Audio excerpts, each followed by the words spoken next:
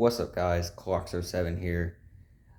Today we are coming out with episode 2 of what happened to the clocks that used to be in my collection. Today we'll be taking a look at the Quartz Westminster Chime wall clock. Now let's see where this first video originated. So if y'all stay subscribed to me and y'all know me for a while, y'all would know that I never made a separate video on this clock. There's certain clocks I don't make separate videos about. I just put them in the clock collection. This was one of the clocks. As you see here, it just goes into my, let me see the camera on that. Yeah, right there. See there, it says my clock collection 4. So where did I originally get this clock? Well, I got it from the place I worked at the time, which was the Care Center. And what the Care Center was, it was this thrift shop, and that's also where I've gotten that old cuckoo clock I got in my bedroom, and then also that golden angel rhythm clock. I worked in the shipping, which means people would bring up boxes to me, and I would take them inside.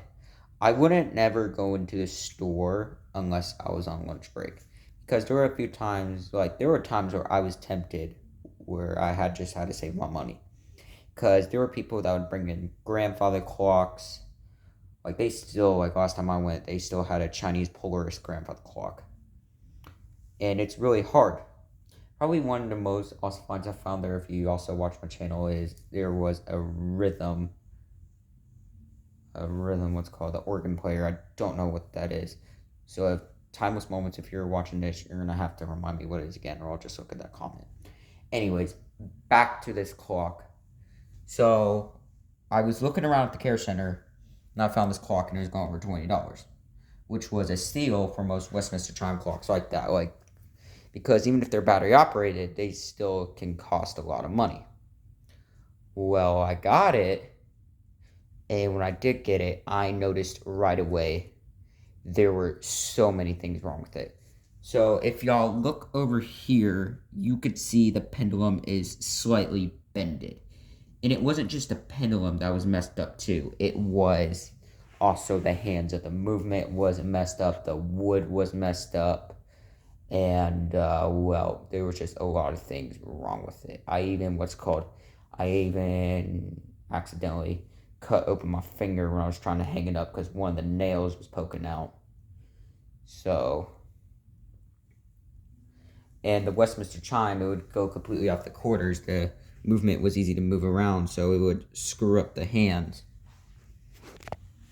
So, I just had it stay there for a little bit until eventually where I was like, you know what, I'm sick of this clock. So I put it in my closet, and I waited for another clock to come along, which came along. My 2024 Seiko's Melodies and Motions Collector's Edition clock came along, and it took the place of this clock.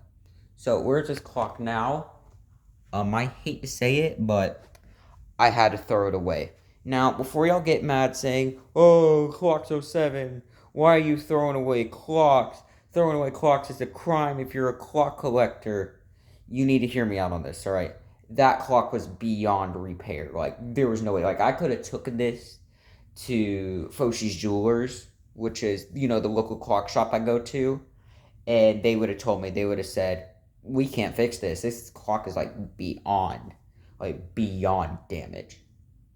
So when I was cleaning out my closet, I had to make the tough decision and throw it away. So this clock is no longer in my collection.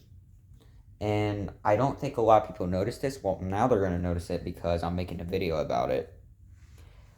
So make sure y'all like and comment for an episode 3 if y'all want an episode 3.